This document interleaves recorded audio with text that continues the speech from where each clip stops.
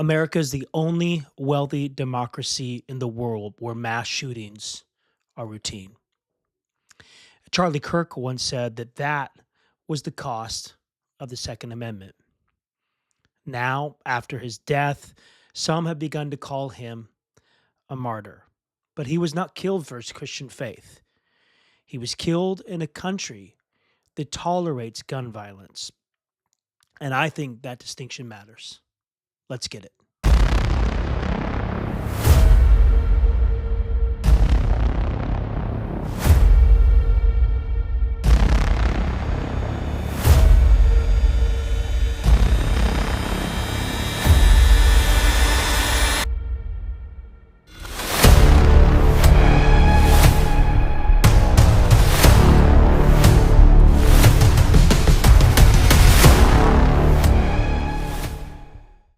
Hey, welcome back to another episode of American Angst. I'm your host, Ryan Day. Thank you for being here. We're still sitting at about 90 some subscribers. I missed a week last week. My apologies. I needed to take the week off, but I'm back this week. I want to talk about a few things. But before I get into those things, please, if you get an opportunity, if you like what we're sharing here, like and subscribe, comment below. That really helps the algorithm. Share it with your friends and family. But let's talk a little bit about today's episode. I've titled this episode Turning Point because I'm asking myself the question is, when will America come to a turning point when it comes to gun violence? Now, I'm sure many of you remember on September 10th, 2025, Charlie Kirk was assassinated at an event at Utah Valley University. Now, I remember this very vividly because I was actually in Ireland. It was in the evening, and in Ireland, and I was sat down after a long day, the second day in Ireland, and at a restaurant. I was ordering a meal, and I overheard a family behind us saying someone was assassinated. I didn't know exactly who at the time, but we quickly rushed to get onto the Wi-Fi there at the restaurant to find out that it was Charlie Kirk who had been assassinated. And I've been hesitant to talk about this situation, about this assassination, and about all of the events that have happened since the assassination and where people stand in it, because it was very polarizing. And in some ways, the algorithm has used this event to radicalize a lot of people. People who didn't know who Charlie Kirk was before this assassination all of a sudden are wearing shirts that say freedom or shirts that say I am Charlie Kirk. It really sort of solidified or radicalized, I guess maybe a better word, some folks. And so I want to take some time to talk about it today. Now, I do want to say right off the top of the bat that I think that Charlie Kirk's death was shocking. I think that his death was tragic. I think that Charlie Kirk should still be alive. I have heard that people claim that there were people who celebrated the fact that Charlie Kirk died, and I have never seen that or heard that in any of the things that I listen to, podcasts that I listen to, or influencers that I listen to on social media or otherwise. I'm sure there are some trolls out there who did such a thing, and that's reprehensible in my opinion. Nobody should die in any situation like that. I am a pro-life person. I believe I'm opposed to the death penalty. And so I do not believe that Charlie Kirk deserved what he got. I do not believe that he should have died. I think it is tragic, but it leads to a bigger problem and conversations that we need to have here in America. So in the days since this tragic assassination of Charlie Kirk, there's been this sort of specific narrative that has taken hold. And that's this idea that Charlie was killed for his faith and that his death should be understood as sort of martyrdom. And I know that his widow, Erica Kirk, has been going around on a lot of news or different media outlets and sharing her story. And she is a grieving widow. And so I want to be careful here to talk about it. But it is odd to me the ways in which she talks about the death of Charlie Kirk, the ways in which she is capitalizing upon his assassination in the midst of grief. I just find it an odd way to approach the death of someone that you love so dearly, the tragic, sudden death of someone that you love so dearly. Now, this claim that Charlie was killed for his faith and that his death should be understood as martyrdom is really trying to rewrite the history of Charlie Kirk. And this episode, I don't want to get into all of the full details about Charlie Kirk and Turning Point USA and the full depth of who Charlie actually was based off of his own reputation, his own words, his own recorded thoughts. I want to talk more about America and gun violence on this episode. But it is interesting that they are trying to rewrite the story that Charlie was a martyr for his faith when he was assassinated in this public way. And the problem is that claim that he is a martyr just doesn't hold up to scrutiny. And more importantly, I would say that it distracts from what his death really actually represents. And that's what I want to talk about today. That another life is lost in a country that normalizes gun violence or has normalized gun violence. So the claim of him being martyred doesn't hold up. If you scrutinize, it doesn't hold up. And it actually overshadows or keeps our attention off of what the real issue is. And the real issue is that here is Charlie Kirk, another life that was lost in a country that has normalized gun violence. By the way, this country has a system that of gun worship, if you will, that Charlie himself publicly defended. So the question I have is, will America ever reach a turning point, a real turning point when it comes to gun violence? Will we come to a place where we say enough is enough? Now, if you don't know much about Charlie, I will just give you a brief overview. Again, this is not an in-depth look at Charlie Kirk's life, but Charlie Kirk was the founder of Turning Point USA. He was a prominent conservative activist and sort of media figure. He was known for what people called on-campus activism. This idea that he was really stood for free speech and that anybody could come ask a question and that their ideas were respected and that there was this really open debate about ideas in the town square of these college campuses, some would say. That's just not really true. It was sort of a curated debate that was really weighted in Charlie's favor against college kids that maybe were emotional and not fully intellectually up to date or up to speed or invested in the subject matter, whereas Charlie was. If you watch any of Charlie's older stuff where he was, or if you watch any of Charlie's videos where he's actually having to debate like professors or people who actually have some investment in the subject matter, didn't really hold up real well. And also, it wasn't, he curated the lines of people that were able to ask questions and debate him. If you don't know that, you need to know that. There's credible testimony of people who tried to get in line to debate with Charlie Kirk at these campuses and were refused by security because he didn't want to debate certain people. Anyways, sorry, a little bit of a rabbit trail. But known for campus activism, known for his culture war framing, really modern young voice or a voice to Gen Z and younger people around culture war ideologies, and was a strong gun rights activist. Like, that's important to know, a very strong gun rights activist.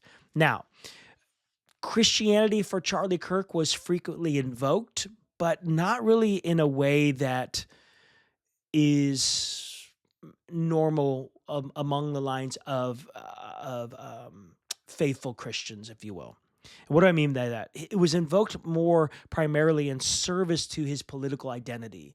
So really what Charlie was doing was using this Christian religious rhetoric to sort of prop up or as support to his political rhetoric or his political identity. And now Charlie Kirk was very much a public figure, and he was very much known for many public statements that he made, some very provocative public statements that he made. And therefore, I think that it is fair to bring that into light in regards to this conversation around gun violence in America. And is Charlie Kirk actually a martyr, or is he just a product of the system that he defended, which is this sort of worship of the Second Amendment in America? And so, being a public figure, having these significant public statements that are on record brings you into a place where there are consequences among public for people to talk about what you said, who you were, and what you stood for. Now, let's talk for just a brief moment about what his death was and what it wasn't. First of all, as I said before, what Charlie's death was 100%, it was tragic, and it should not have happened. It was an avoidable death, in my opinion. But what it wasn't a martyrdom. Charlie Kirk was not a martyr. In Christian tradition, um, being a martyr actually means something. It means someone has died because of their faith, specifically because they refused to renounce that faith. Okay. They die because their faith is so strong that they are being coerced to renounce the faith, and they refuse to renounce that faith, and then are murdered because they will not renounce their faith. That's what a martyr looks like. Someone who will not abandon their core Christian belief, the even under the demand, the threat of death. That's what a martyr is. And so there's no real evidence, there's no real proof that this was religious targeting.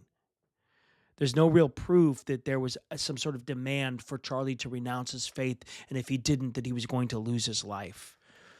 There was no real act of worship involved. He wasn't murdered while worshiping God in a space of worship, which we've seen happen to people before, that they were murdered because they were worshiping the God they were worshiping. That would be martyrdom.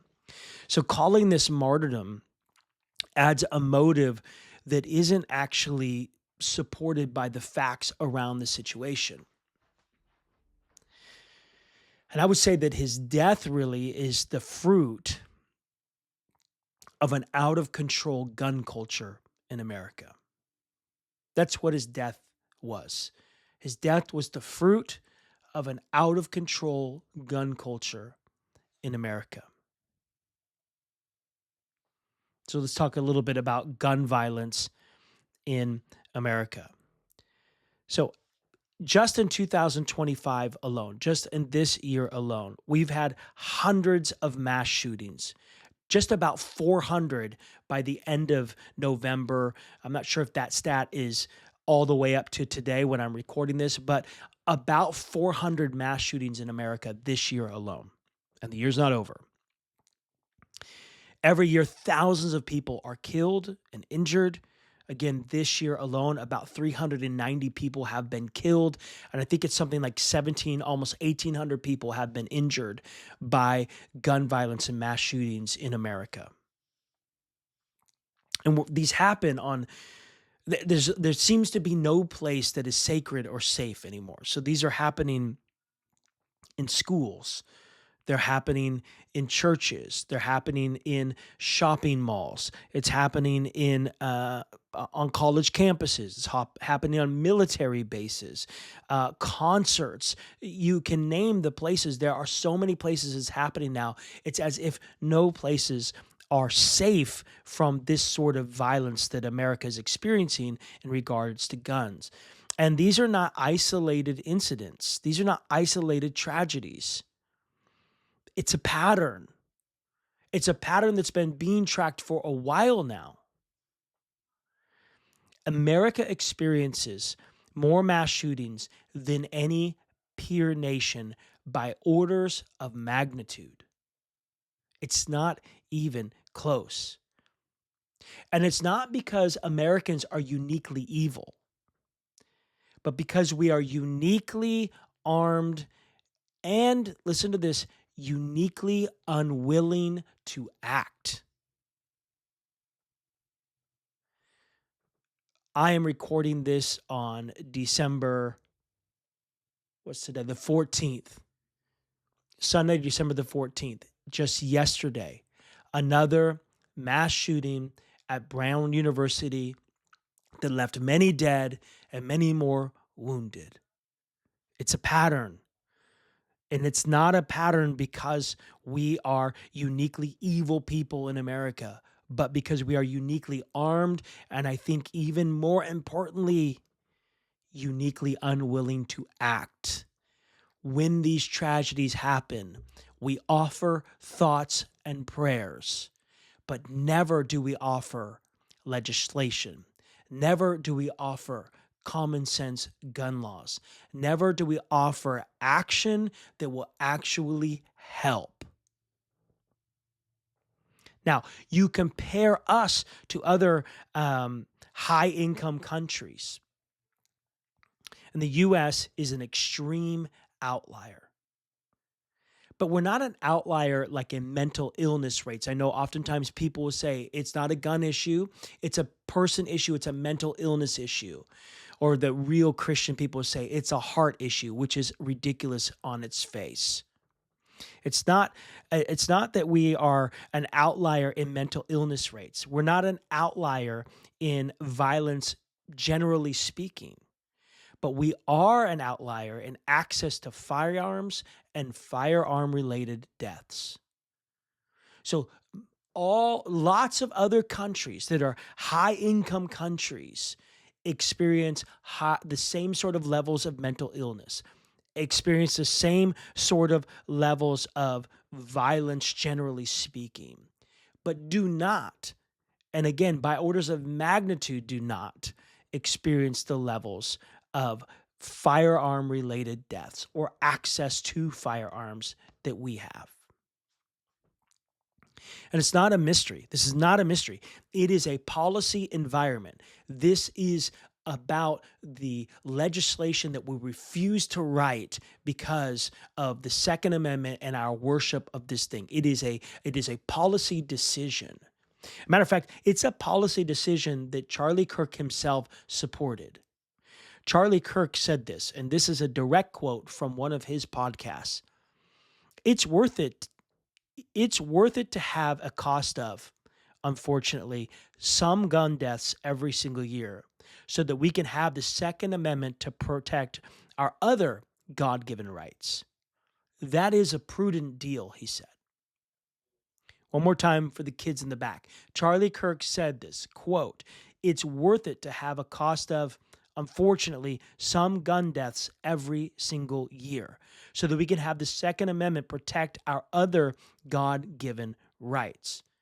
That is a prudent deal."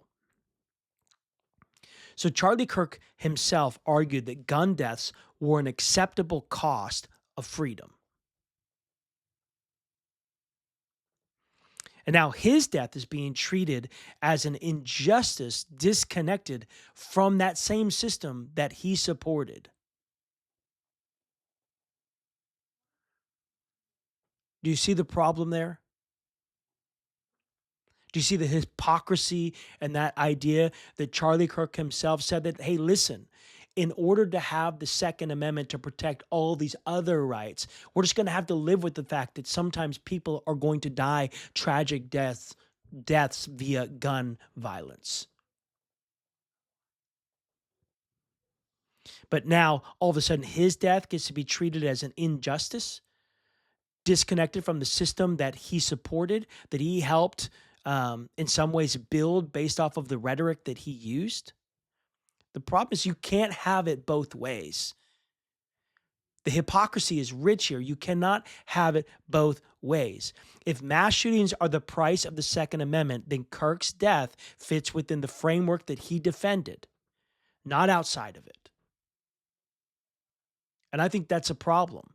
I think that his framework was flawed. I think America has a gun violence problem, and America needs to act against this gun rights problem or this gun violence problem. Now, sort of a shorter episode, but in closing, let me say it like this: Charlie Kirk's death was tragic. I cannot emphasize that enough. Should not have happened. But it was not religious persecution, and it wasn't martyrdom. It was another reminder that America continues to accept levels of gun violence unmatched by its peers, often with resignation, sometimes with justification, but rarely, if ever, with sustained action. Honoring the dead or someone like Charlie Kirk doesn't require rewriting the reality of who he was or what he stood for. What it requires is us to have the courage to tell the truth about the conditions that made their deaths, his death, possible. Are we willing to tell the truth? At what point will America reach a turning point when it comes to gun violence? I'd love to know what you think. Leave a comment below. Tell me your thoughts on America and gun violence. And don't just come in here with your Second Amendment love. Like, support it with some real statistics. Support it with some real facts. I would love to hear what you have to say. I'll see you next time.